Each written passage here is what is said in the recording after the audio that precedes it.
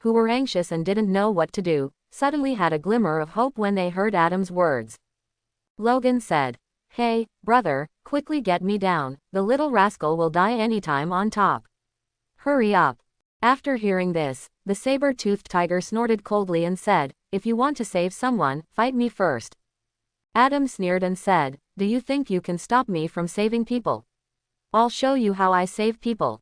After speaking, a heat ray went over and shot off the copper bars that bound Logan, killing Logan.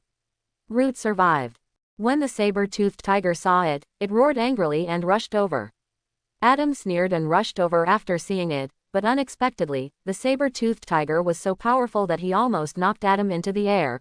This made Adam a little surprised. He didn't expect this ugly beast to use such a lot of strength. Logan saved the others, saw the situation here and asked, "Hey, are you okay?" Of course Adam was fine. He threw the saber-toothed tiger against the wall with all his strength, and said, "It's fine, I was a little careless just now. Maybe it's because life has gone so well recently and I've underestimated the enemy." After Adam finished speaking, he saw the saber-toothed tiger rushing towards him again, snorted coldly, reached out and grabbed the saber-toothed tiger like lightning, and threw the saber-toothed tiger out of the hole above it with a roar. Adam clapped his hands and said, "Ha, I really think I'm a sick cat." Turning around, he saw everyone staring at the sky in shock. Adam walked over and asked, "What's the matter?" Then he also looked at the sky. He still didn't know why Magneto wanted to catch the little rascal. Logan said anxiously, "Hey, have you seen those white lights? It is a light beam that can turn ordinary humans into mutants, but this forced evolution will destroy the cells of the human body and kill people." Adam was startled when he heard this, turned his head and looked outside with his perspective eyes, and said, "Hey, stop this thing quickly, it's almost approaching Ellis Island." After hearing this, Logan said, "Hurry up and shoot the thing. It rotates too fast, if you shoot now, it will hurt the little rascal." Cyclops turned to look at Storm and said, "Aurora, send me to that." Storm shook her head and said, "I can't control the strength, you might fall into the sea." After hearing this, Adam was a little disappointed with the X-Men, and said, "Forget it, let me do it, I can jump there." After speaking, he was about to jump over but was stopped by Logan. Logan said seriously, "You can't, you're not a mutant, we don't know if this light is harmful to you, it's too dangerous." After hearing this, Adam asked, "So what? If we don't hurry up, everyone on Ellis Island will die." Logan said suddenly, "You throw me over. I'm going to destroy that machine." Upon hearing this, Adam said, "Okay, pay attention, I'm starting." After speaking, he grabbed Logan's belt and back, and threw him out violently. With a whoosh, Logan was thrown by Adam's great force, just in time to be thrown over the machine on the torch, but did not fall. Phoenix Girl looked at it and asked, "What happened?" Here Adam has the best eyesight, and said, "He was stopped by Magneto." Storm asked, "What should we do now?" Cyclops said solemnly, "We can only shoot at that machine. We are out of time." After speaking, he began to adjust the power of the laser beam. Adam looked at it and said coldly, "Don't shoot that machine, shoot Magneto. Ms. Chin, help Logan and push him in." After hearing this, Cyclops turned down the power of the laser beam and shot it in the back of Magneto, knocking him out. Immediately, the Phoenix Girl pressed her forehead with her right hand, stared straight at Logan in midair, and used telekinetic power to push Logan, allowing Logan to enter the torch very smoothly and stretch out a pair of adamantium alloy claws, swish twice to destroy the machine. The crisis was resolved, and the little rascal was rescued. After receiving Logan's call, Adam rushed to the Statue of Liberty on Liberty Island, and together with the X-Men, successfully destroyed the machine made by Magneto and shattered Magneto's conspiracy. After the machine was destroyed, Adam and Phoenix waited together for a long time, but Logan and Little Rascal did not come down. Storm asked with some concern, "Is there anything wrong with them?" After speaking, she prepared to go to the corner to follow. Adam smiled and said, "Hey, don't bother them, they're romantic up there. I didn't expect this guy, Logan, to be old and eat young grass. So he likes this type." After hearing this, Phoenix Girl asked doubtfully, What are they doing?" Seeing the serious expressions on everyone's faces, Adam said, I said they are hugging each other, maybe kissing, are you going to destroy them?"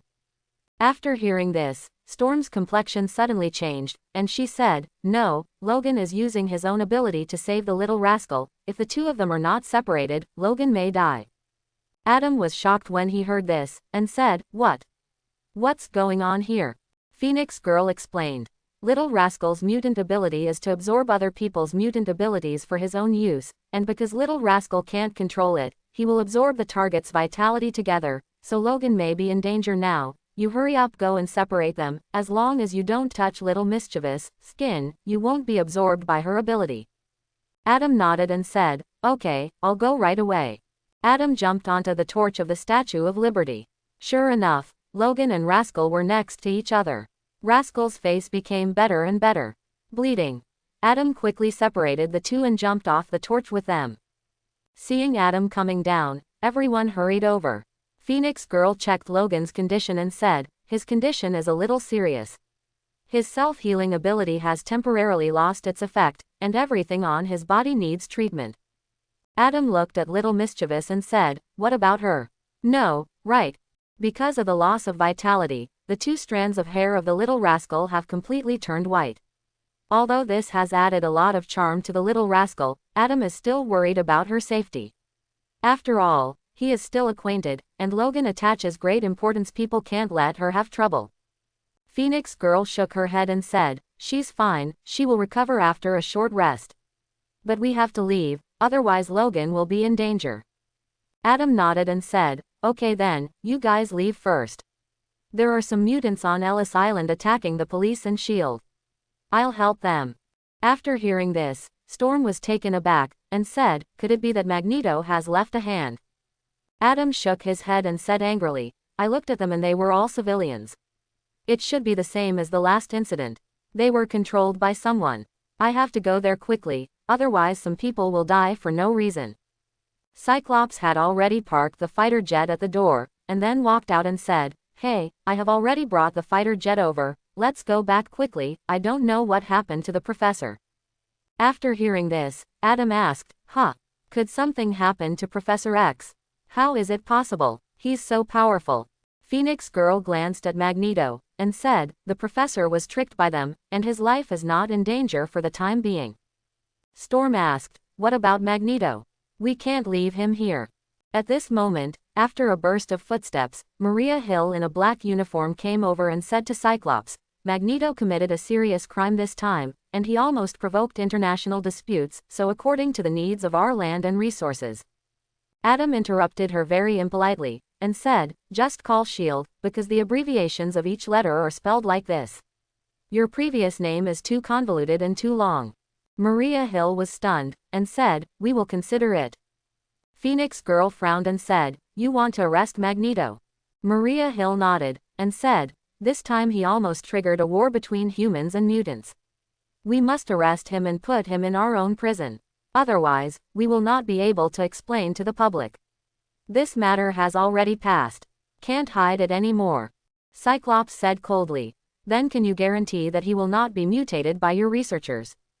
Maria Hill knew that this was the bottom line of the X-Men, so she nodded and said, "We guarantee that such a thing will not happen." Cyclops thought for a while, and said, "Okay, we agree, remember your promise, otherwise we will push us to the opposite side of you." Maria Hill said coldly, "Don't worry, we mean what we say."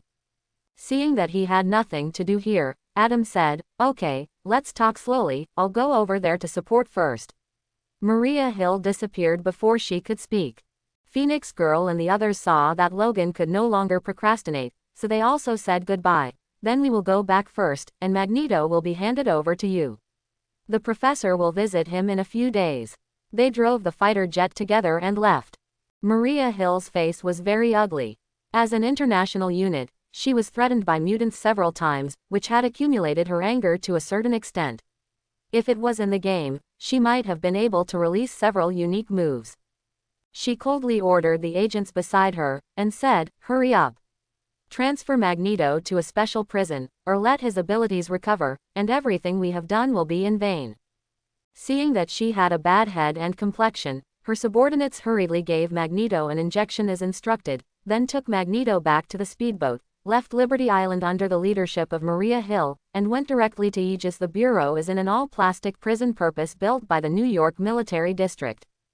On the other side, Adam had already arrived at Ellis Island, and when he saw the SHIELD Special Forces shooting at the civilians without hesitation, he curled his lips in disgust, and instantly shot all the gods in just 10 minutes. The SHIELD and the mutant civilians who came to attack Ellis Island were all brought down. And Adam's actions made Nick Fury, who was in the command room, couldn't stand it anymore. He ran out of the command center, looked at Adam and shouted, "Hey, Mr. Shying, what are you doing? Do you want to fight with the United States? Is there a war?" Adam said coldly, "Don't put a hat on me as soon as you come, I dare not fight the United States alone." Nick Fury pointed to the special soldier who was lying on the ground and howled constantly, and said, "So what's going on with these?"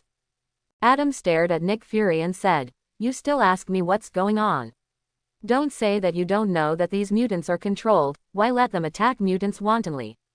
Nick Fury heard the words and sarcastically said, "Are you going to let my soldiers use their lives to wake up these mutants?" Adam snorted coldly, and said, "Is there no other way but to kill? Don't you have rubber bullets? Why don't you use them? Tear gas bombs? Ah." Nick Fury said angrily, Are you teaching me how to lead the army? Ah, boy, when you were still in your mother's womb, I was already fighting on the battlefield, I don't need you come teach me." Adam shook his head and said, "No, I didn't teach you to lead the army, but I told you to be a man. Okay, I don't want to talk to you, the head of the Secret Service. I know that your people have infiltrated into the organization that controls these people. You'd better get your troops back quickly, or you may see their corpses." After saying that, he disappeared with a whoosh, leaving only an exasperated Nick Fury cursing continuously. A few days have passed, and all the outside media have reported on the incident on Ellis Island. At this time, Congressman Kelly, the initiator and staunch supporter of the Mutant Registration Act, suddenly issued a statement saying that he renounced the Mutant Registration Act. This bill also apologized to the mutants, so this mighty Mutant Registration Act just disappeared. Sitting at home watching the report, Adam frowned and said, There seems to be something wrong with this person." Athena was sitting beside Adam, and when she heard Adam's words, she said, "Oh, he should be Mystique. I saw a flash of golden yellow in his eyes just now. I didn't expect him to be able to get out of it, escaped from under your nose." Adam shrugged and said, "Then what do you want me to do? Don't you want to kill her?" And because I was in a hurry, I didn't pay attention to the policeman lying outside, but that's okay. Athena nodded and said, "That's right, the Mutant Registration Act would not have been cancelled without her." Adam looked at Mystique, who left the scene without a trace, and said with a smile, This woman is really wasting her talent. You said that if she goes to Hollywood, she should become a world-class movie star." Adam and Athena were watching the news at home, and they saw Mystique turned into Congressman Kelly and said to abandon the Mutant Registration Act. Adam smiled after hearing this, and said, "This Mystique, it's a waste of my talent not to become a star in Hollywood." Athena said, "Speaking of stars, Master, you haven't called Miss Christine for 5 days, you really are just playing around." Adam was surprised when he heard this, and said, It's been so long. I'll call right away." After speaking, he picked up his cell phone and called Christine. It was Christine's assistant Miss Emma who answered the phone. She said to Adam, "Mr. Adam, Miss Christine is filming, so I can't answer the phone for now." After Adam heard this, he said, "Oh, that's right, well, don't tell Christine that I called. It's best to delete the call history." After finishing speaking, he hung up the phone. Athena felt strange after hearing this, and asked, "Hey, Master, why didn't you let Emma tell Christine that you called?" Adam laughed. "I decided to surprise Kristen." After hearing this, Athena said, "Oh, so the Master wants to visit the class." Adam nodded and said, "Well, since the matter here has come to an end for the time being, and the organization has no clues for a while, it should be fine if I give myself a few days off. And you are here with me very relieved." Athena understood. "Okay, since this is the case, I will book a ticket for you." Adam smiled and said, "Well, thank you, Athena." Athena curled her lips and said, "If you want to thank me, let's investigate together." HMPH, if you say, you are a computer, you won't feel tired, just leave everything to me, but go pick up girls yourself, master, I despise you. Quote. Adam pretended to be sad and said, huh. I was despised by a computer, woohoo. After seeing it, Athena said lightly, Master, I have already recorded your expression. Adam yelled after hearing this, and said, ah, delete it for me, Athena. Athena giggled, and said, you can delete it yourself if you have the ability, hee hee. The air ticket is booked, and by the way, I ordered 999 roses and a car for you at the flower shop near the Canadian airport. Don't thank me too much, I'll flash first. After saying that, it disappeared. Adam smiled after seeing it, and went back to take a shower and change clothes. After dressing up, he straightened his face and said seriously, okay, Athena, I'm leaving. You will expand the search area to the whole of the United States in the past few days. Nothing was found. Hearing Adam's serious words, Athena appeared with a whoosh and said, well, I see, master, don't worry. Adam smiled and said, well, goodbye then, Athena. Athena waved her hand and said, well, goodbye, master. After speaking, she disappeared again. After Adam left home, he called Tony and the others and told himself that he didn't have to worry about going to Canada, and then came to the airport. Just then his phone rang. Hey Adam, it's me, Logan. Adam smiled and said, hee hee, you recovered pretty quickly. Logan said, hee hee, you know, by the way, I called to ask you for a drink, because I'm going to Canada in a few days. Adam was taken aback when he heard this, and said, actually, I'm planning to go to Canada too, and I'm at the airport right now. After hearing this, Brother Luo said, oh, what a coincidence, then I'll call you after my business over there is over. I have something to investigate in the Rocky Mountains. Adam asked, is there anything I can help you with? Logan shook his head and refused, no need, I will call you when I need it. Adam nodded and said, well, yes, then I'll wait for you over there, and I won't come home until I'm drunk. Logan smiled and said, well, you won't go home until you're drunk. After speaking, he hung up the phone. After Adam hung up the phone, he found that the boarding time had come. He stood up and walked to the boarding gate. After several hours of flight, he arrived safely in a city in Alberta, Canada. Adam went out of the airport to pick up the reserved car and roses, and then drove all the way to the small town where Dawn Film Company was filming Twilight. After a long journey, he finally returned to the villa in the evening, and saw the staff who have been contacted early. Adam asked, they haven't come back yet, have they? The person who came to pick up Adam was a staff member sent by Shiguang Company. He said respectfully, not yet, Mr. Stark. They won't be back in half an hour. After hearing this, Adam breathed a sigh of relief, and said, okay, since that's the case, do me a favor and hide this car, and don't tell others that I'm here. Okay, Mr. Stark. After speaking, he drove Adam's car away. Adam took the roses and came to Christine's bedroom. He used his super speed to arrange them quickly. Soon more than 999 roses were placed in the shape of hearts on Christine's bed. Adam looked at himself with satisfaction. A masterpiece, walked out of Christine's bedroom, left the villa and came to the city to buy a lot of things. Adam's super speed played its role again. When Adam finished shopping and returned to the villa, there were still more than 10 minutes left before the crew would arrive, but this time was enough for Adam. The meals were placed on the dining table in the room by Adam, followed by more than a dozen bright red candles, chilled red wine and soft piano music. The candlelight dinner was made by Adam in this way, and now there is only one other protagonist left in terms of. Soon, Adam heard the voice below. It was the crew who had returned from filming today's content. Adam didn't come out in the room, quietly waiting for Christine's return, ready to give her a surprise. Downstairs, Director Alice smiled and said to Christine, very good, Christine, you performed very well today. You showed some details of Bella very vividly. Your acting skills have made a breakthrough. Christine felt a little uncomfortable and sad because she hadn't received a call from Adam. She didn't expect it to match the scene that was filmed today, so she was not criticized by the director. Christine felt bitter in her heart, and said calmly, thank you director, the director has a busy day and rest first, I'll go back and take off my makeup. Director Alice said after hearing this, Oh, well, you go, take a good rest, and maintain this level, so that you will definitely be able to win the award this year. Christine said. Well, thank you for the director's blessing. After speaking, he left the first floor and returned to his bedroom. Back in her bedroom, because the light was not on, she didn't see the sumptuous dinner on the table. Christine went back to her bedroom in the dark, turned on the light with a slap, and immediately saw the roses placed on the bed flower. All of Christine's grievances disappeared in an instant, and she shouted, Adam, is it yours?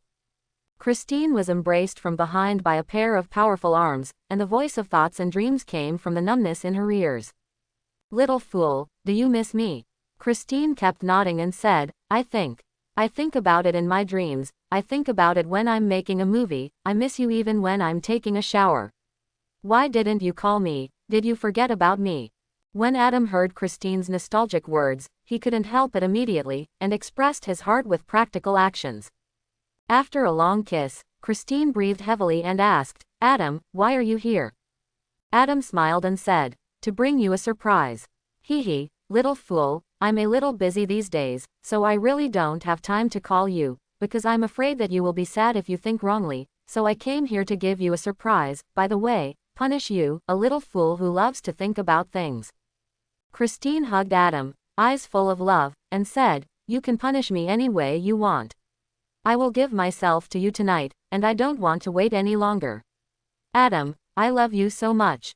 I don't want to live in anxiety like this all day long. Hearing what Christine said, Adam felt a little moved for a moment, but he knew that now was not the time to talk about it, so he kissed Christine lightly. Let's go eat some food first. Today, I cook for you myself. Christine nodded when she heard Adam's words, and said, well, then wait for me for a while, and I'll go change my clothes. Adam nodded and said, okay, I'll wait for you. After speaking, he walked out of the bedroom, went to the small living room, lit the candles on the dining table one by one, sat in a chair and waited for Christine. About half an hour later, Christine finally came out of the inner room, making Adam, who was sitting on the chair, brighten up, and immediately laughed. Kristen was wearing a black evening dress. It seemed that because she was more concerned about this date, she also took off light makeup and looked extremely beautiful. Adam stood up, came to Christine, stroked Christine's smooth hair, and said, baby, you are so beautiful. Christine smiled and said, really? Adam nodded and said, God and the moon testify. Then he brought Christine to the dining table. Christine looked at the delicacies on the table and asked in surprise, you made these yourself? Adam said, of course, come on, you have a try, you have worked very hard making movies. The meal made by Adam was very delicious, and the two of you finished dinner one bite at a time. Adam stood up with a smile and said, beautiful princess, may I ask you to dance? Christine laughed. Of course, my prince. Adam held Christine in one hand and said, why not a knight? Christine said mischievously, I like princes better, can't I? Adam smiled and said, of course, my princess. After speaking, he danced slowly to the dance music. Christine put her head against Adam's ear and said softly, you know what? I always feel unreal these days, especially when you haven't called me these days, and neither have I. Can't contact you. Makes me feel like I've been abandoned. Adam looked at Christine and said, you little fool, why are you thinking about it? I'm just too busy. You should know what happened in New York these days, because these things affect the hearts of the company. I have to figure it out. Christine stopped Adam and said, don't talk about this today, I love you, Adam, I really love you. After hearing this, Adam said, I love you Christine too. Lips parted, Christine said softly, I am satisfied to hear this sentence with my own ears, thank you for the love you gave me, Adam. Adam said very seriously, you will not regret your choice, Christine, I will let time prove all this. Christine just nodded and didn't speak, but at this moment, Christine was happy, at least she thought so. In the early morning of the next day, the sun's rays came in through the window and fell on the two people who were still sleeping. The warm sunlight woke Adam up. Adam opened his eyes and looked at the beauty still in his arms. He felt very peaceful in his heart, and also felt an unprecedented sense of tranquility. All this was brought to him by this person. Adam thought so and stroked Christine's cheeks, face, eyes full of love. This scene happened to be seen by Christine, who was woken up by Adam, and her heart was filled with happiness. Happiness is that simple, isn't it? What could be better than, when you open your eyes every day, see your lover's eyes full of love, and feel that there is still someone in this world who misses you and loves you? I'm happier yet. Christine was intoxicated by Adam's deep love and did not want to wake up. Seeing Christine's expression, Adam smiled slightly and said, "Little fool, are you awake?" Christine nodded and said, "Well, I'm awake, but I don't want to wake up. I hope I can always open my eyes and see you." Adam kissed Christine's forehead, and said lovingly, "Of course, when you marry into our family, you can see me every day." Christine murmured after hearing this, "Get married, it's so far away, I can't see that far, I just hope to stay by your side as long as you still love me." Adam said, "You little fool, don't think about it, our good life has just begun."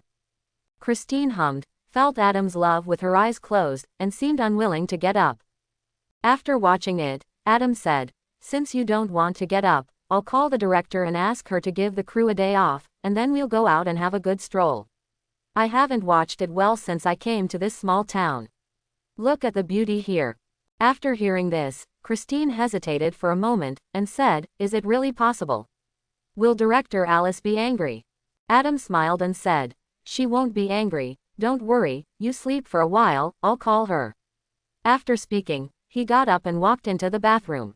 By the time Adam came out of the bathroom fully dressed, Christine had already fallen asleep.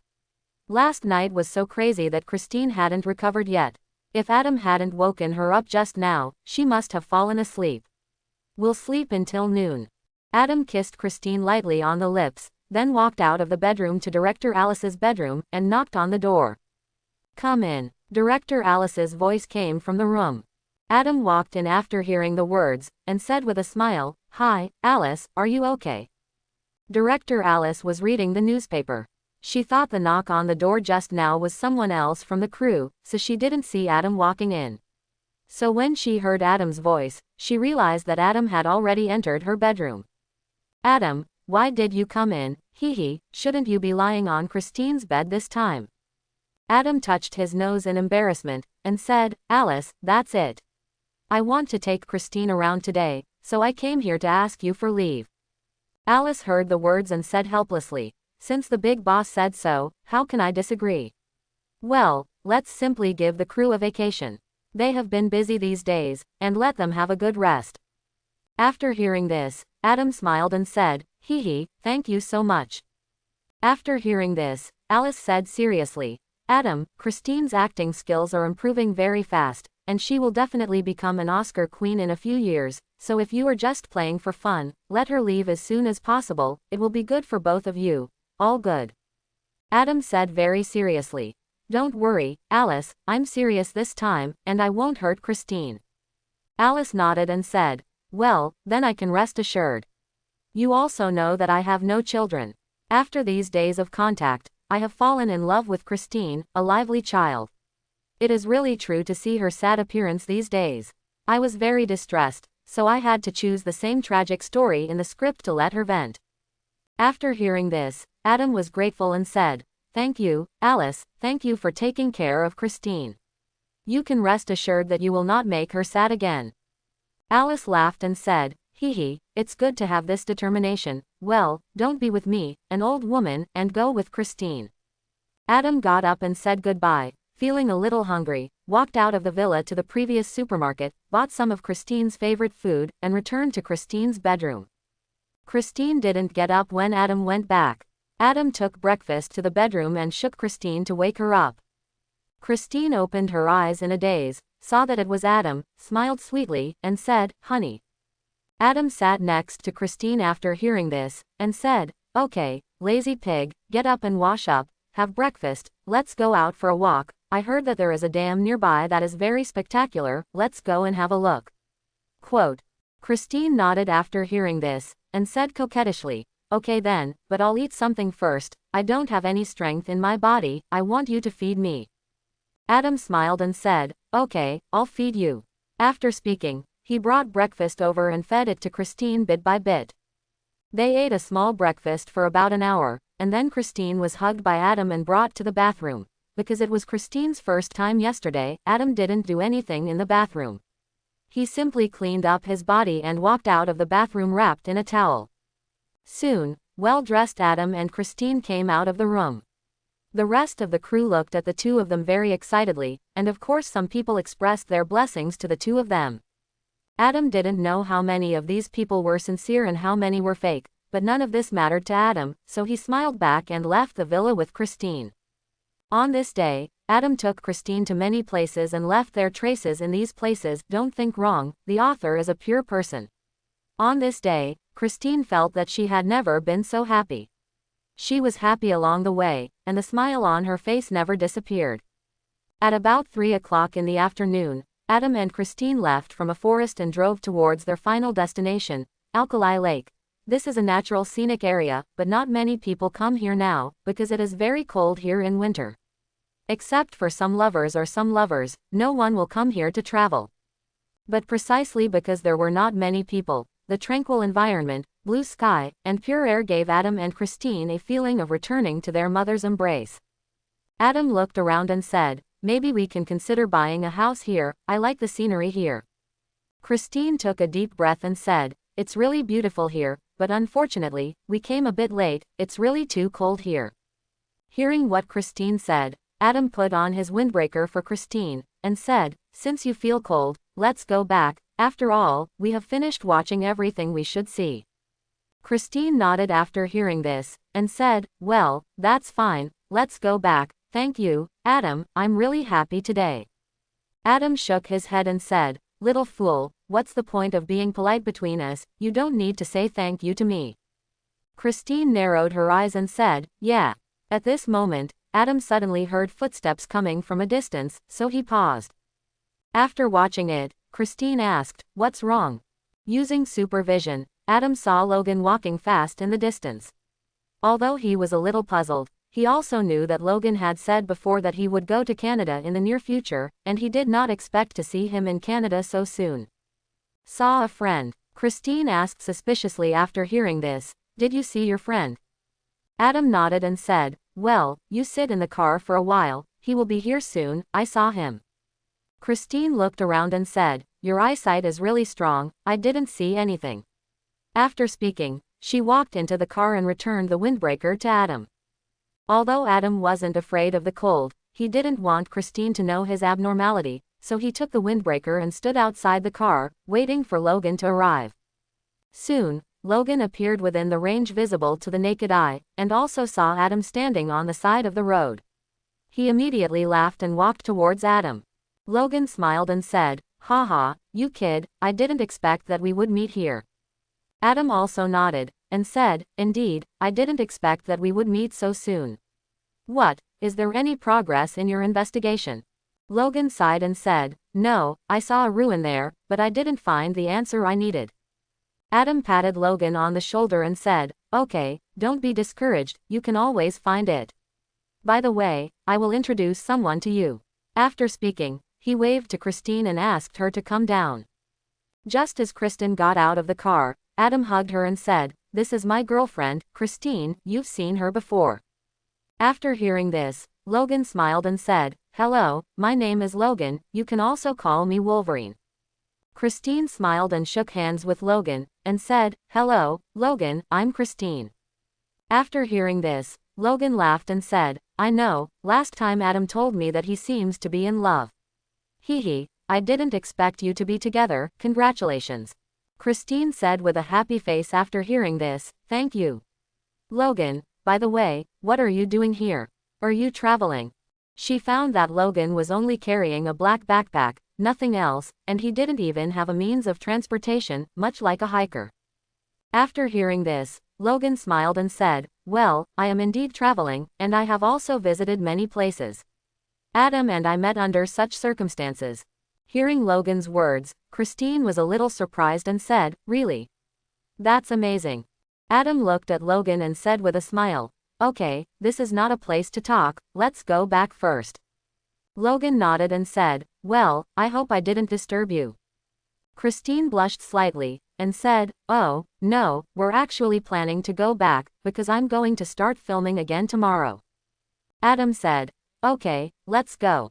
After speaking, he opened the car door, let Christine sit down, and then got into the car himself. When Logan got into the car visibly sank. Christine also noticed the abnormality. Adam hurriedly said, "We're leaving." After speaking, he started the car and left. After about an hour or two of driving, Adam and the others finally returned to the small town before dinner, and brought Logan to the villa that the crew had contracted. In front of the villa, Christine got out of the car and said, "Adam, you and Logan have something to discuss, so I'll go back first, because I have to shoot a movie tomorrow, so I won't accompany you." For such an obedient girl, what else can Adam say? He got out of the car and kissed Christine, and then said, "Okay, Christine, you can go back and rest by yourself. Logan and I do have something to do. Let's talk. I'll let you know when the time is right." Christine smiled. "Well, I will wait for that day. Good night, honey." Adam nodded and said, "There will be such a day, Christine, good night."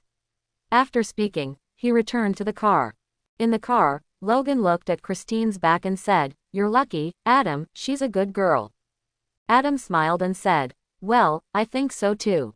How about it? Don't get drunk or go home." Logan nodded and said, "That's right, if you don't get drunk, you won't return." Hearing this, Adam drove the car to the bar here, which was the one where the party was held last time. Then he wanted to serve a few bottles of wine, came to a quiet private room, and sat down. Adam asked, "How about X Academy? I've only heard the name before, but I haven't been there." Thinking of the stable life there, Logan said with a smile, "It's really a good place." Logan suddenly wanted to go back, not only because the life there made him feel comfortable, but also because there was a person in School X who could directly read his memory and tell him what he wanted to know. Adam and Logan came to the bar and chatted while drinking. Through the conversation, Adam already knew that Logan regarded X Academy as his home, but he had to leave from there because he was looking for the original meaning of memory. Seeing Logan's appearance, Adam said, "Since you like it there, you can just go back. Why do you hesitate?" Logan hesitated for a moment, and said, "I really like it there, but I don't want to give up the opportunity to find my memory. I'm going to let the professor look at my memory when I go back this time." After Adam heard this, he said, "That's fine, after all, this has become your inner demon, but there's no need to talk about it today, let's have a drink." Logan looked at Adam in surprise, and said, "Do you have any objection to my thoughts?" Adam nodded and said, "Of course I have no objection, what's the matter?" Logan said, "Aren't you afraid that your identity will be known by the professor?" Adam laughed and said, "There's nothing to be afraid of. If Professor X really wants to do what is said in the legend, he will definitely help me keep it a secret. Of course, it doesn't matter if not. As the eldest son of Howard Stark, no one dares to mess. And I'm not a vegetarian." Logan seemed relieved, and said, "Well, thank you, Adam."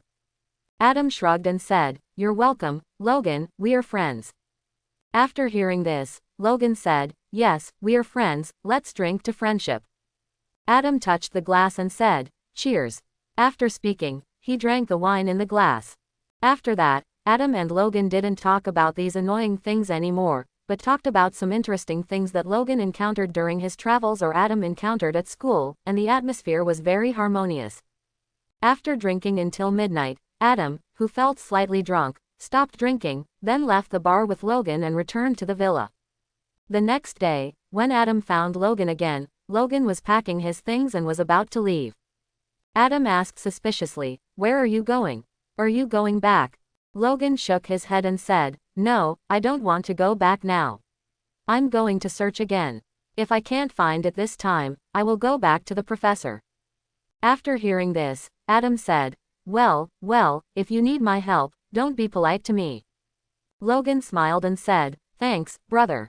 Adam shrugged and said, "Since everyone is talking about brothers, don't be too polite." Logan nodded and said, "Okay, I'll tell you if I need your help. By the way, when are you going back to New York?" Adam said, "It's noon today. After all, I can't stay in Canada forever, and the people over there will be worried." After hearing this, Logan understood what Adam meant, and said with a smile, "It seems that rich people also have their own troubles." Adam said, "Okay, let's not talk about this, let's go, I brought some breakfast, let's eat together." Logan nodded and said, Well, I see, I'll pack up and go in a while. After hearing this, Adam said, okay, I'll wait for you first. After speaking, he left Logan's room. Adam knows why Logan is not planning to go back now. He obviously missed X Academy last night, but today he decided to continue looking for clues. The professor checked the memory, so he was going to continue to investigate for a few days. If he couldn't find it, Logan's temper would probably give up and continue looking for the memory. Knowing this, Adam was deeply moved. After all, this is his only real friend in this world. Logan is the only person he can trust so far besides his family. He decided to let Athena invade Aegis again after returning. Check it out in the Bureau's secret database, maybe there will be some gains. While Adam and Logan were having breakfast in the villa, a man in military uniform said something to a middle-aged man of medium build and slightly fat in the secret building under the Arkley Lake Dam. After hearing this, the middle-aged man said, "Oh, you mean that Logan has been to the base?" The soldier nodded and said, "Yes, he left after standing in the ruins for a while, because he knew his intuition was very sensitive, so he didn't dare to continue to follow him." After hearing this, the middle-aged man said, "Okay, I understand, continue to monitor him." After hearing this, the soldier bowed and said, "Yes, sir." After speaking, he left. The middle-aged man squinted his eyes and said, "Hee, Logan, my lovely test product, we will meet soon." After speaking, he clapped his hands, and a beautiful woman in a black suit walked in. The middle-aged man said calmly, "Lily, call the Blue Devil."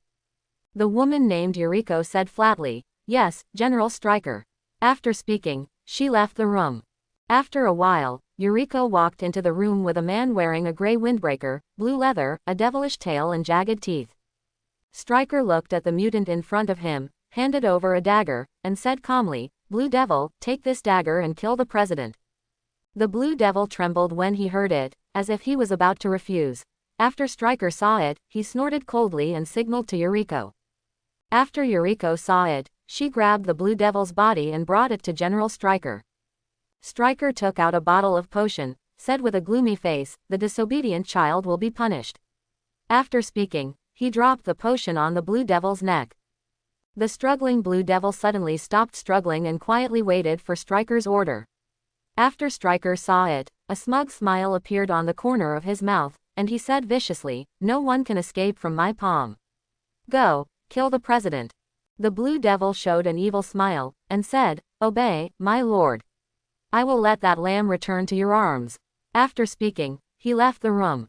Stryker looked at the back of the Blue Devil in disgust, and then said to Yuriko, "Yuriko, let the priest create chaos again and shift the target of shield to them. HMPH, I don't want my plan to be ruined by these guys." "Already." Yuriko nodded and said, "Yes, General." After speaking, she left the room. Meanwhile, Stark Tower welcomes two special guests. In Howard Stark's office, Nick Fury rarely wore his black windbreaker, but put on a formal suit, and sat in front of Howard with Maria Hill in a secretary outfit. Howard was very angry and said, "What are you doing here?" Nick Fury said, "I know you can't understand my way of doing things, but the nature of my work determines my character. Everything I do is for human beings." Howard said coldly, "That's why I didn't drive you out immediately." Nick Fury smiled slightly, then winked at Maria Hill, and Maria Hill handed Howard a document bag in her hand. Howard didn't reach out to pick it up, but looked at Howard and asked, "Tell me, what's the matter with you?" Nick Fury said, "I'm here to ask for help." Howard sarcastically said, "Hee, you guys are so interesting, you only think of me at this time, there is no way to get my help." Nick Fury ignored Howard's sarcasm and continued, "We are going to restart the Super Soldier program and need you to provide some information related to Captain America. This is not an order, but a request, because we need to master the power to fight Hydra and a brotherhood of mutants." After hearing this, Howard said, "Hee, you think it's beautiful." Nick Fury said, "I can send someone to protect your two sons. With their talents, I think there must be members of other organizations around them." Howard snorted coldly, "I just want to monitor in another way. Do you think I didn't find the agents you sent over? I just don't want to fall out with you. Don't go too far, or I will really be very angry."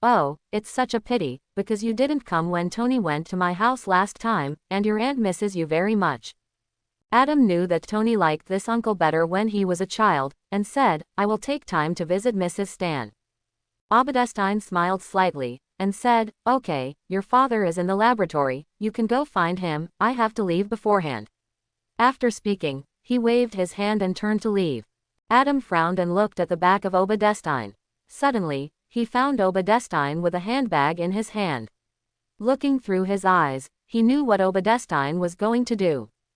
Because Adam saw dozens of crumpled sheets of paper in the handbag in Obadestine's hand, with some scientific terms scrawled on them. According to the handwriting on them, Adam was sure that this was Howard's scientific research. The waste paper was found out of the trash by Obadestine. Adam smiled lightly and said, "Hee hee, this guy is doing this kind of thing again." "What? Why is Adam laughing, you ask?" That's because it was a few years ago that Adam first saw Obadestine dig out the waste paper used by Howard from the trash can. At that time, because he was angry with his actions, Adam took Obadestine to Howard's office and told Howard about it, but what Adam didn't understand was that Howard just smiled and didn't say anything to Obadestine. After Obadestine went out, Howard told Adam that all of this was a trick planned by Howard himself, just to divert Obadestine's attention from the company's core technology to other places, so he occasionally pretended to be because of research. He looked very angry after failing, and left some half-truths and half-fake scientific research materials in the trash can outside the office.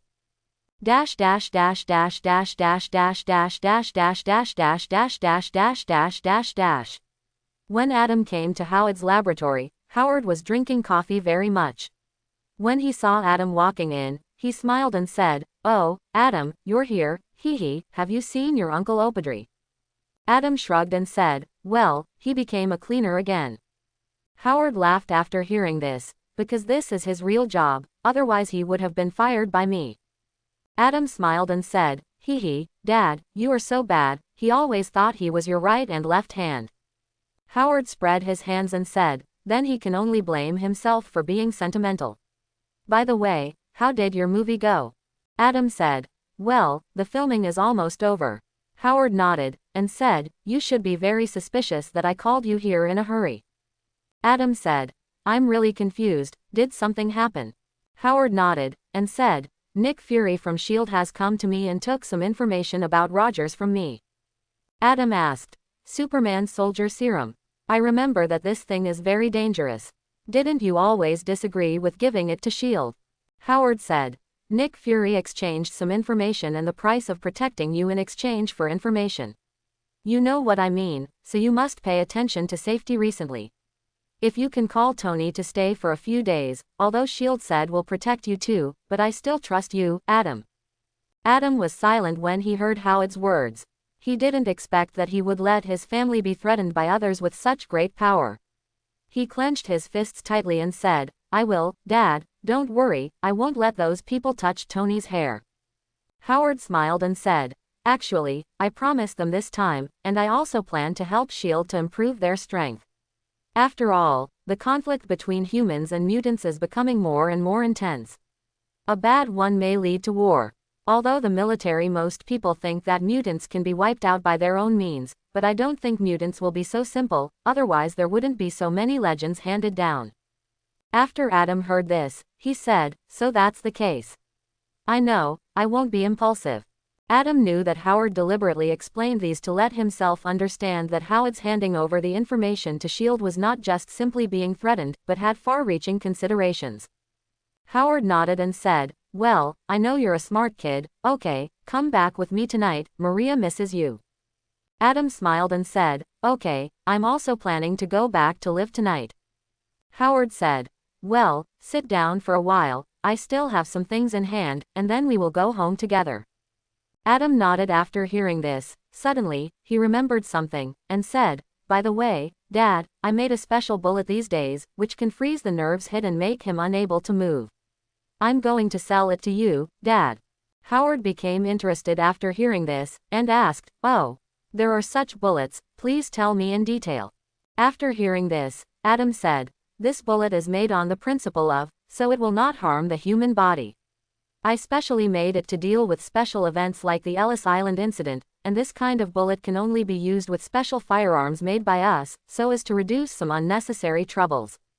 Howard nodded, and said, yes, this idea is very good. Well, your research is of relatively high value, so I will give you some of the company's shares this time. Adam smiled and said, well, no problem. Then we make a deal. Howard shook his head and said, although we are father and son, some things cannot be so hasty. I will inform Stephen to let him prepare the contract and some documents. Adam shrugged and said, it's up to you. I only like to study, and you can do other things with Dad. Howard shook his head with a smile after seeing it, and said, well, you have been like this since you were a child. After speaking, he picked up the phone and called lawyer Stephen. Before Stephen's lawyer arrived, Adam contacted Athena to send the information of the neural cryo bomb to Howard's private server. Soon, lawyer Stephen walked in with some materials and a share transfer contract.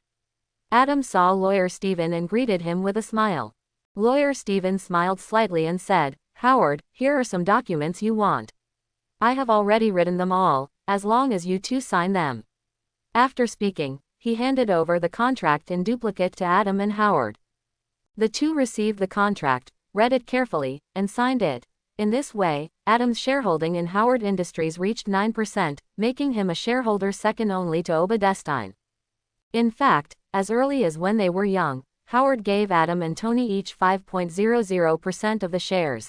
The remaining of the shares were earned by Adam through selling to Howard through various gizmos before. Of course, the same is true for Tony. In addition to the original, he also obtained shares from Howard through several inventions. His total shares also reached 15%, which is not small, shareholder. And this is what Howard Stark is most proud of, because his two sons are not the kind of rich second generation who rely on their parents, but are able to create value through their hands. Of course, this is where some families in the United States envy Howard Stark. After all, they have plenty of money, and it is not so easy to cultivate a suitable successor. Well, let's get down to business. After signing the contract, Howard saw that it was getting late, so he said goodbye to lawyer Stephen and returned home with Adam. Maria was very happy after seeing Adam, and cooked some home-cooked dishes by herself, and drank a few glasses of red wine, which was rare. During the period, Adam told about Christine, which made Maria happy for a while. After all, parents, even those in relatively open Western countries, would not feel that their children were hanging around all kinds of things all day long. The place is right, so happy to hear that Adam is in love. Bring her over after she finishes filming, or we can go out to eat together.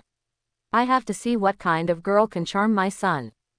Adam smiled and said, I'll bring her here after she finishes filming the movie. Howard saw Adam's happy smile from the heart, and he also laughed. He knew that Adam had finally come out of the shadow of the past. This is a good thing to celebrate, isn't it?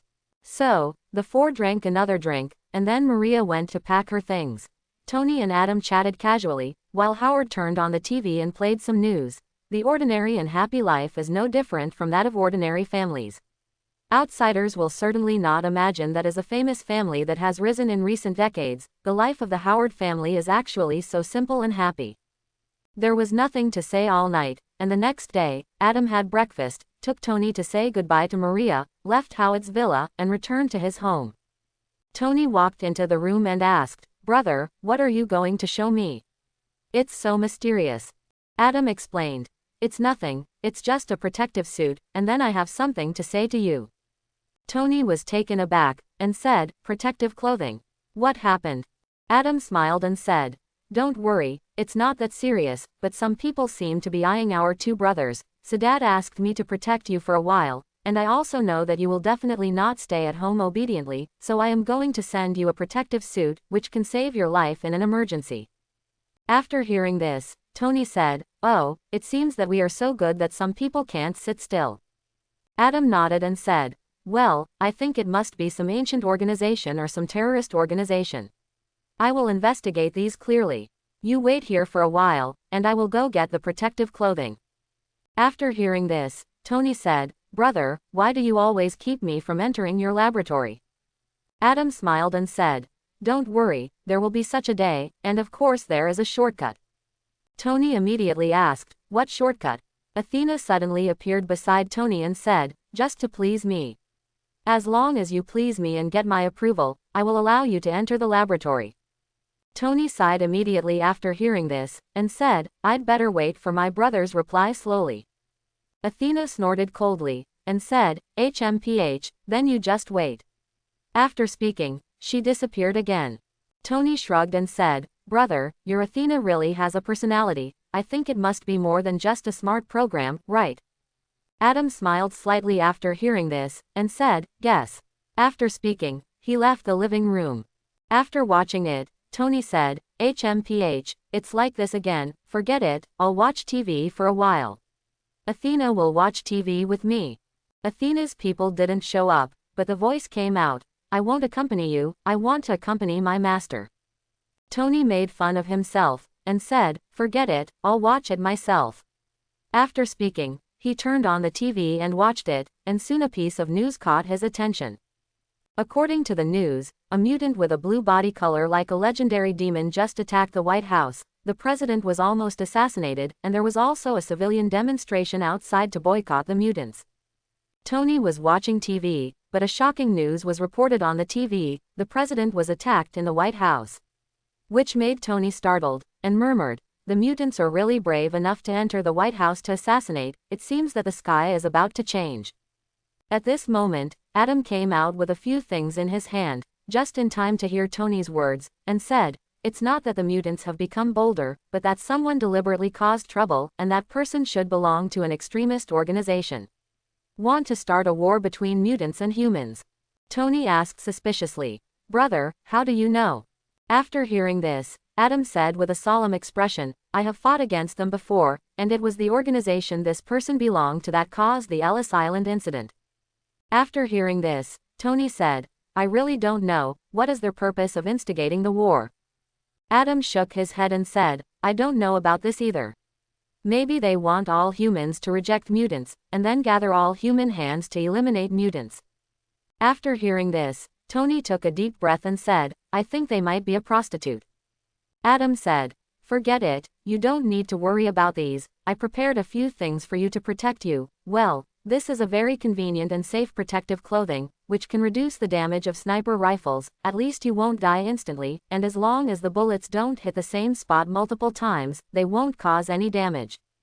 After hearing this, Tony said, wow, cool.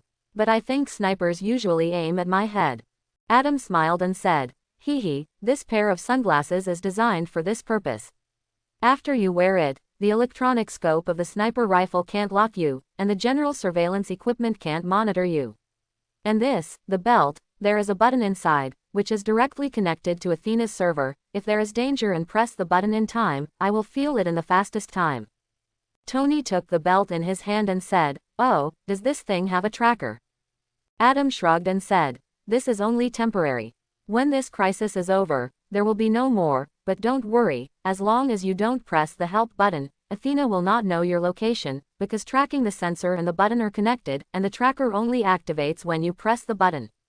In fact, Tony also knew that all of this was for himself, and he was just spitting out a few words out of habit, so he said gratefully, thank you, brother. Adam patted you on the shoulder and said, hee hee, we are all brothers, thank you for what you said, well, I will live here today, let's have a good drink.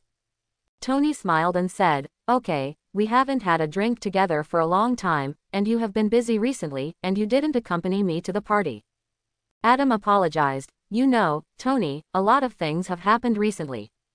Tony said, well, I know, so I don't blame you, but I really can't figure out why you don't disclose your identity, so that it won't be as troublesome as it is now. Adam shook his head and said, I can't do this yet, because my strength is not strong enough to make everyone fear me. I can't hurt my parents and you because of these things. Tony was silent after hearing this.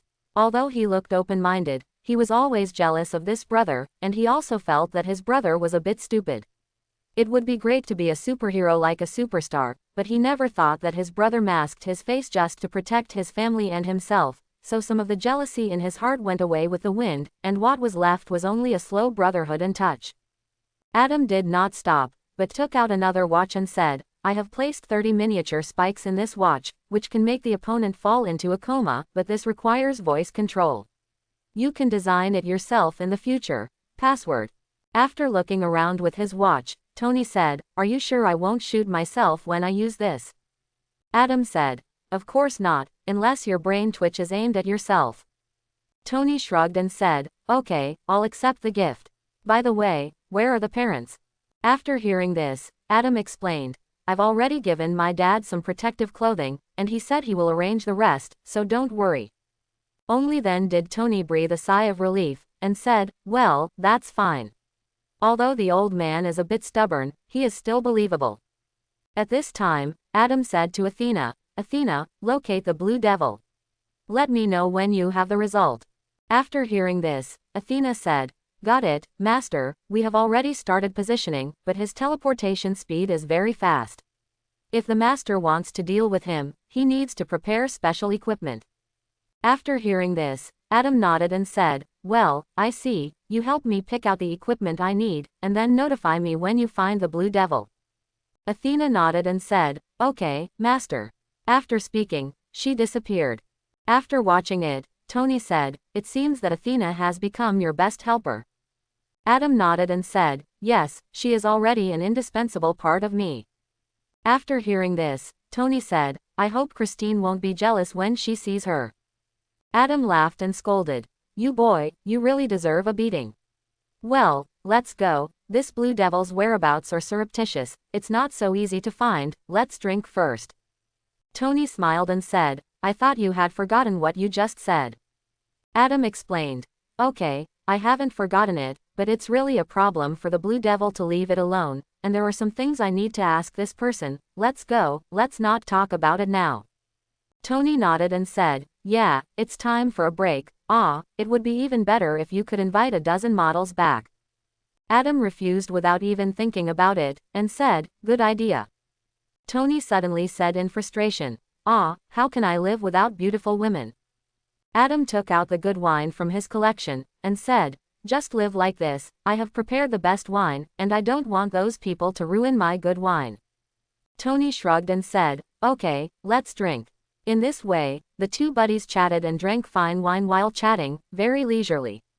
When the sun was about to set, Athena suddenly appeared, forcing Adam to stop drinking, because Athena had already found the location of the Blue Devil. "Master, you can already accurately locate the Blue Devil's whereabouts."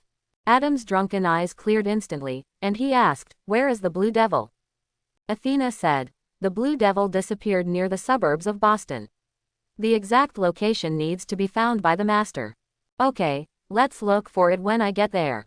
Adam knew that Athena had done her best to be able to determine such a small area, and the rest had to be found by herself. Without further delay, Adam was going to set off now. So he said to Tony, "Tony, I'm sorry, I'm going out now." Tony also forgave his brother, and said with a smile, "Okay, I can only have a good drink next time, but brother, be careful." Adam nodded and said, "Well, don't worry, nothing will happen." After speaking, he left the living room again, entered the laboratory, took the equipment Athena had prepared for him, and left the villa.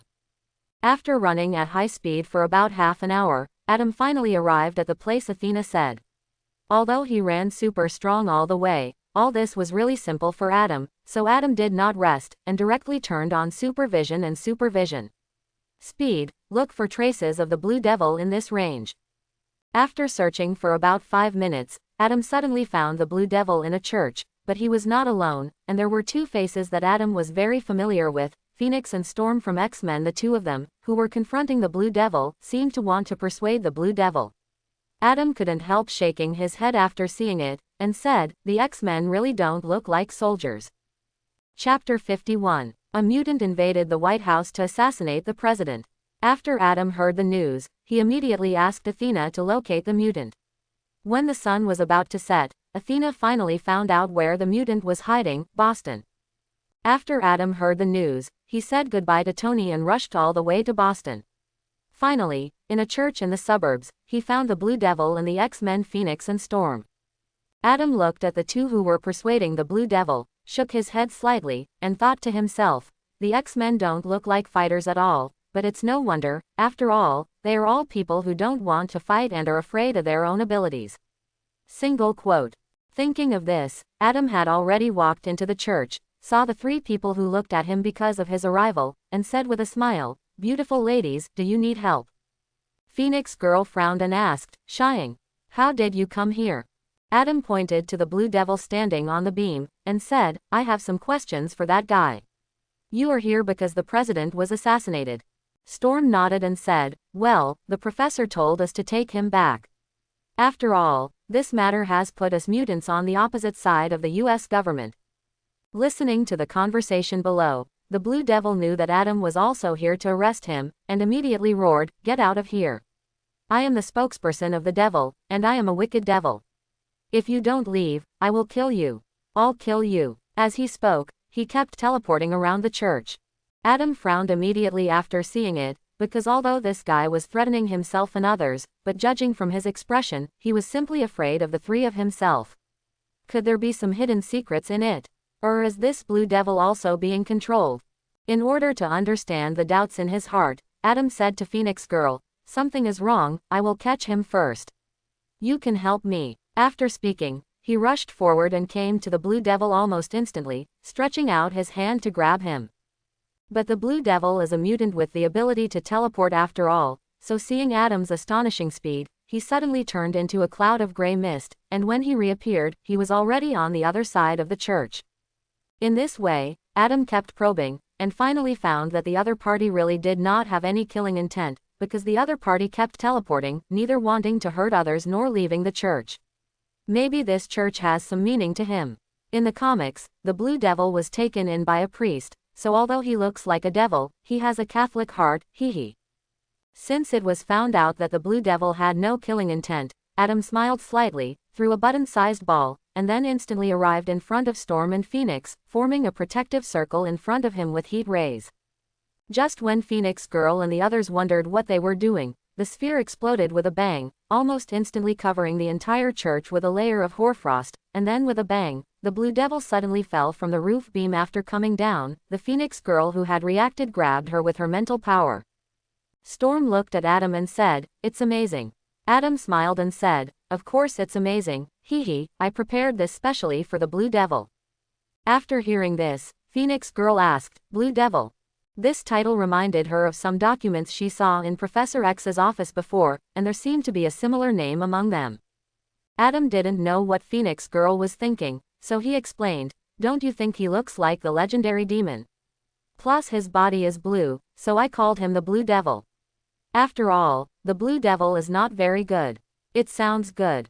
After hearing this, the Blue Devil became unhappy, and said, "My name is not Blue Devil, I am Kurt Wagner."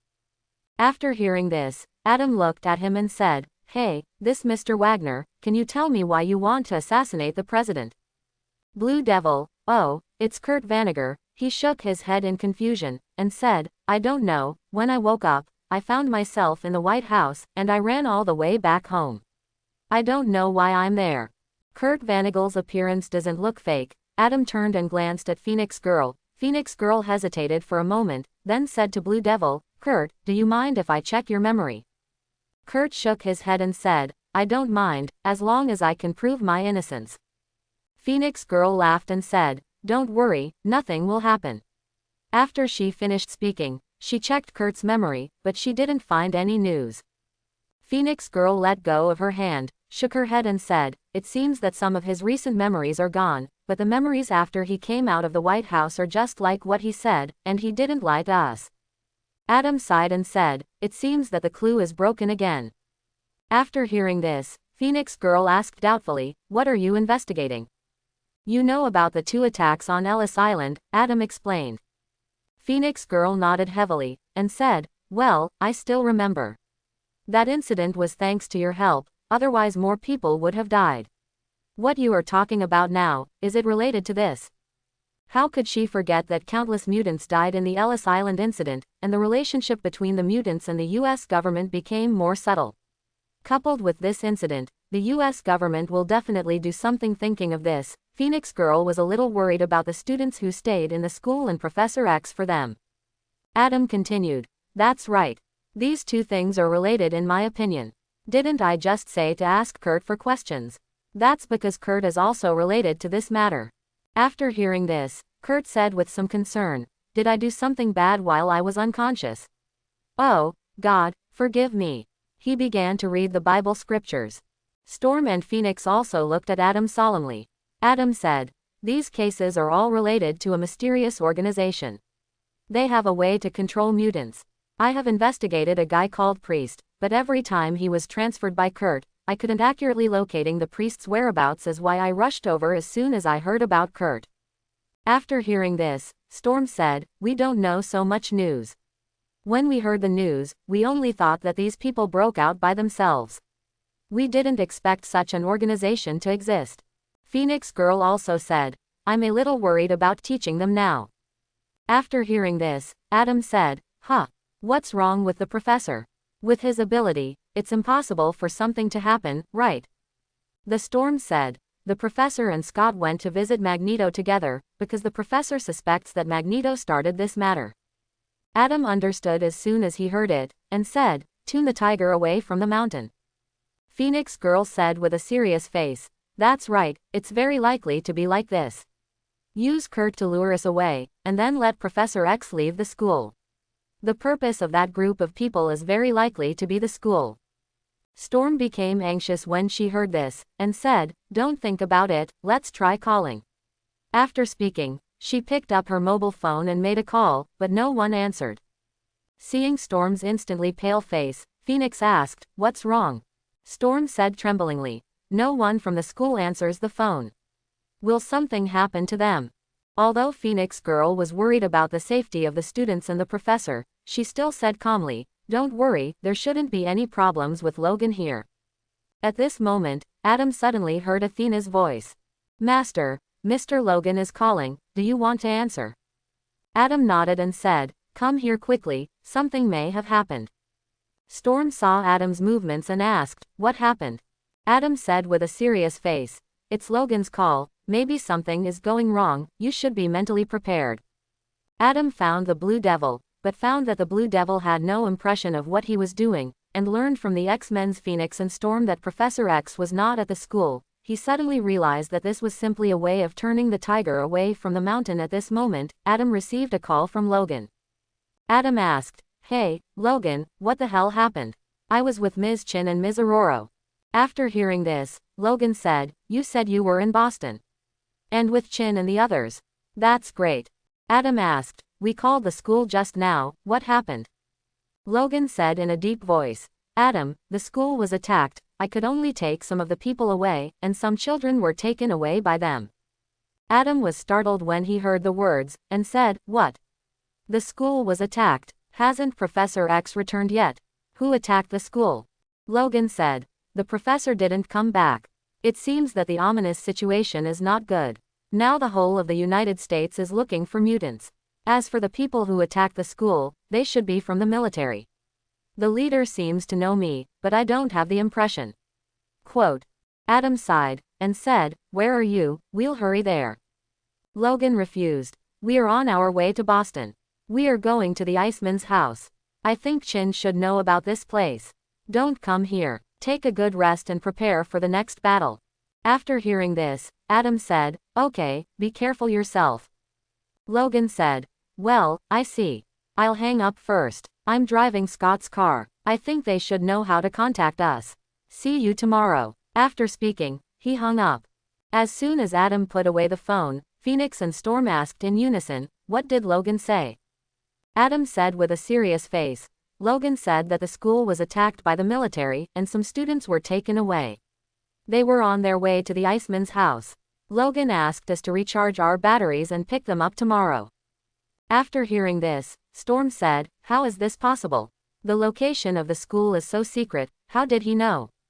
Phoenix Girl said with a cold face, Magneto must have said it. Adam nodded and said, yes, I think so too. Don't forget that they have something to control mutants. Although it is impossible to completely control Magneto, it is still possible to get some information from Magneto. Phoenix Girl nodded, and said, it should be so, and I think the professor should have been taken away by them too. After hearing this, Adam suddenly remembered something, and asked, I heard that Professor X has a brain wave enhancement machine. Storm nodded, and said with some doubts, that's right, but why are you asking this? The Phoenix girl had already guessed Adam's intentions. Her face turned pale in an instant, and said, what do you mean? Adam cursed inwardly, and said, that's right, their goal should be the brainwave booster and Professor X. Having said that, Storm has already guessed the seriousness of the matter, and said in disbelief, could it be that they want to use the professor and use the brain wave enhancement machine to kill all the mutants? Phoenix girl nodded, and said, it must be so. Let's set off quickly and find Professor X. Adam stopped Phoenix girl and said, okay, don't get excited. Since they attacked X Academy tonight, it means that they are not fully prepared. We still have a little time. Let's take a good rest today, and tomorrow we will meet with Logan and the others. After the round, go find Magneto. Storm asked, why are you looking for Magneto? Adam said with certainty, Magneto will definitely know who planned all this, and as the leader of the Brotherhood, he will definitely not let it go when he is insulted like this. So far, everyone's goal is the same, that is to find out who is behind the scenes, rescue Professor X, and smash the enemy's conspiracy. After hearing this, Phoenix girl said, however, how should we find Magneto?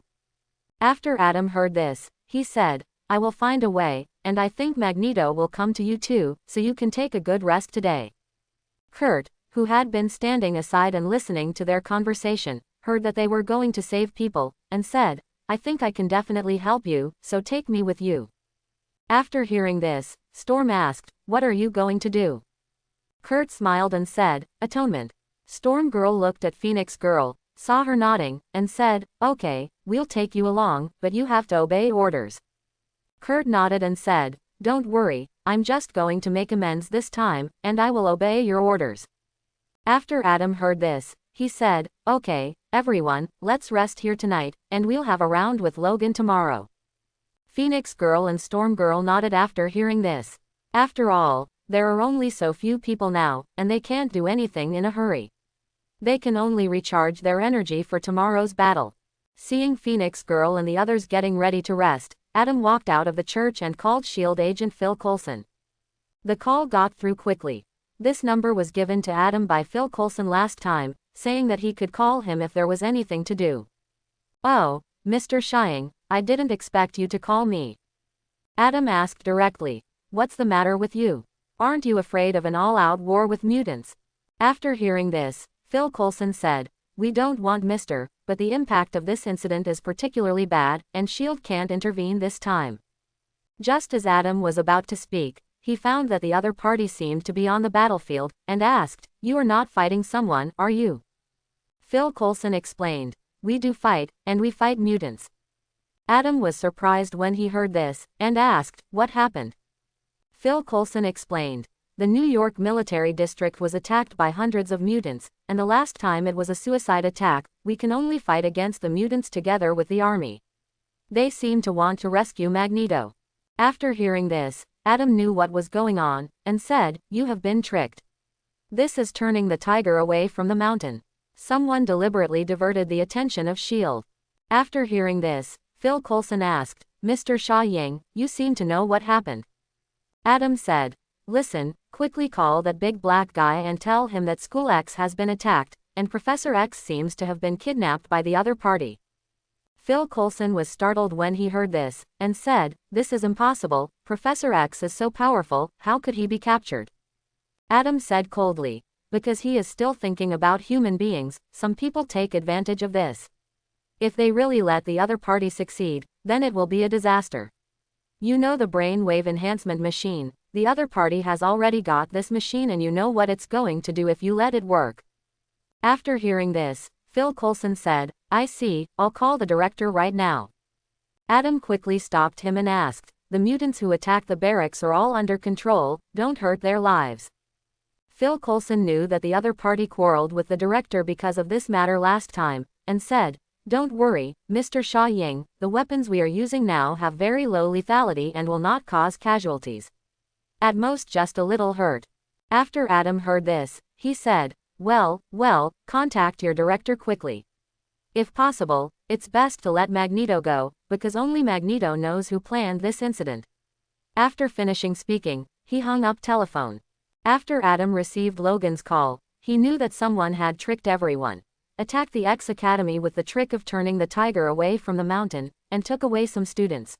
What's even more frightening is that the enemy is likely to have captured Professor X, and if a brainwave enhancement machine is added, it will cause a disaster. After Adam figured this out, he quickly called Phil Coulson from S.H.I.E.L.D. and told him what happened. With Phil Coulson's wisdom, he would definitely contact Nick Fury as soon as possible. As expected, after Adam hung up the phone, Phil Coulson handed over the on-site command to a Special Forces captain, came to the side, and called Nick Fury. A majestic voice came from the phone. "What's the matter? Did Sha Ying make another move?" Phil Coulson said. "Sha Ying didn't make a move, but just now Sha Ying called me and said something." Nick Fury asked suspiciously. "What is it?" Phil Coulson explained. "We seem to be played." Nick Fury was even more puzzled and asked, "What? We were tricked. What happened to you?" Phil Coulson said in a deep voice. "There is no accident here, but X Academy was attacked, and they suspect that Professor X has also been captured by the enemy." Nick Fury asked coldly, "When did it happen?" Phil Coulson said, "Just now, when our place was attacked." After hearing this, Nick Fury gritted his teeth and said, "Strike this old fox." Phil Coulson asked, "What should we do now? Should we continue to stay here?" Nick Fury said, "How is the situation on your side?" Phil Coulson looked outside and said, "It's almost the end. Only a few people on our side suffered minor injuries, and the mutants were also slightly injured. No one died." Nick Fury said in a deep voice, "Well, since the task is completed, let's close the team. I don't think we need to do anything with Magneto." After speaking, he hung up. After hearing this, Phil Coulson opened his mouth and said randomly, "Well, you are the boss and you can hang up the shop phone at will, but I still have something to say." Phil Coulson put the phone away helplessly, thinking, "No way, since I have to go back in a while, it's not too late to talk when I get back to the director." With that in mind, he walked to the Special Forces and issued a transfer order, and then directed the scene to transfer the wounded. When Phil Coulson led his people out of the special prison in the military region, a very beauty walked out from a corner, looked at the convoy going away, exhaled, and said, "S.H.I.E.L.D. the person finally left. Now that guy should come out for a drink, and the time is about the same." He twisted and walked into a nearby bar. Not long after the beauty walked into the bar, several prison guards walked out of the military prison, cursing. A middle-aged prison guard who got blessed said, "Hey, Anderson, would you like to have a drink with me?" Anderson was a young prison guard. Hearing what his colleague said, he shook his head and said, "No, Rorio, my sister will look for me. Let's talk about it later." After speaking, he left. The middle-aged man named Luo Liao snorted unhappily when he heard the words, walked into the bar alone, and drank dull wine. At this moment, a very pleasant voice sounded from behind him. "You seem to have something on your mind." Mr. Laureate." Lorio turned around and saw a very beauty. He was a little puzzled that such a beauty would talk to him, and asked suspiciously, "Are you talking to me?" The beauty smiled and said, "Of course, who else is it if it's not you? Do you mind if I sit with you?" Rorio was agitated, and said incoherently, "Oh, no, of course I don't mind, please sit down." The beautiful woman sat next to Rorio. She seemed to be a woman looking for excitement. After chatting for a few words, she sent a very cryptic invitation to Rorio, which made Rorio, who is a slut, instantly excited. Leaving the seat with the beauty, we went to the toilet. Walking into the toilet, Rorio was anxious to kiss Fangs, but was coaxed by the beauty to drink the last beer in the glass. Then his head became dizzy and he lost consciousness. The beauty sneered after seeing it, and her whole body was shocked back to normal. It turned out that this beauty turned out to be Mystique. Mystique sneered and picked up an injection, slapped Lorio's ass hard, then patted Lorio's face and left the toilet. About 10 minutes later, Rorio came back to his senses and found that the beauty was no longer by his side, but he felt an indescribable sense of comfort, thinking that the other party was satisfied, and left, giggled a few times, got up and left the bar, back in prison. As soon as he came back, a black man stopped him and said, "Lorio, it's already late, send Juan Magneto a supper." Rorio himself didn't like these mutants with special abilities, and when he heard that he was being asked to deliver supper, he immediately became upset, and said, "You still want to deliver supper to him? He's a prisoner, not a guest." After hearing this, the black man said, Okay, don't yell here, although he is a mutant, he is also an old man, go and come back quickly. It is best not to beat him like last time, he is an old man. Old man, unless you don't want this job." After speaking, he handed the supper to Rollio. Of course, it was impossible for Rollio to lose his job because of such a trivial matter, so he had to take his supper to the special prison. To enter a special prison, you need to enter a full-body inspection instrument, which is also designed to ensure the safety of the prison. Even a mutant with the ability to transform like Mystique cannot get in here. Rollio walked in together, but found that the green light was not flashing as usual, turned around and asked, "What's wrong?" All the prison guards touched their waists, and if they found something wrong, they would shoot immediately. The person in charge of the inspection glanced at the computer and said, "It's all right, it's all over now." After speaking, he pressed the switch, allowing Rollio to enter the special prison. Rollio put the supper on the table with a bang and said, "Hey, Lancer, it's time to eat." Magneto was lying on the bed, suddenly smiled, and said, "You seem to be a little different today, Mr. Rollio." After speaking, he stood up and slowly approached Rollio. After Rollio saw it, he immediately touched the baton at his waist and said sharply, "Lie back, Lancer." After hearing this, Magneto shook his head and said, "No, this is not acceptable, Mr. Rollio." After hearing this, Rollio was immediately angry and wanted to teach the old man a lesson with a baton, just like a few days ago, so that he would not forget how powerful he is, but after he took a step, he found that he couldn't move. This took him by surprise. "What did you do to me?" Magneto smiled faintly, and said, "Oh, it turns out that there is an excess of iron in the blood, hee. Don't trust beautiful women so easily, Mr. Rollio, they are sometimes fatal." Violently separated the iron element in Rollio's body, and condensed 3 iron balls in his hands. Looking at the iron ball in his hand, Magneto smiled. With this weapon in his hand, Magneto returned to the king who looked down on the world again, so that such a small prison could not trap him at all. Sure enough, in less than 10 minutes, Magneto left the prison in a domineering posture, and had a round with Mystique who came to greet him. Mystique looked at Magneto and asked, "Where are we going now?" After hearing this, Magneto said indifferently, "Find Charles's subordinates, find them, and then take revenge on Stryker with them." After hearing this, Mystique said, "Okay, come with me." After speaking, she took Magneto and left. Day 2, Boston. After Adam woke up, he used his own speed to go to the town to buy some food, and then came back to wake up the 2 women and Kurt. After breakfast, everyone came to the fighter jet, ready to take off. Adam said, "Yesterday Logan said that they would be at the Iceman's house. Does anyone of you know where he said?" After hearing this, Phoenix Girl said, "I know, I went to their house with the professor at that time."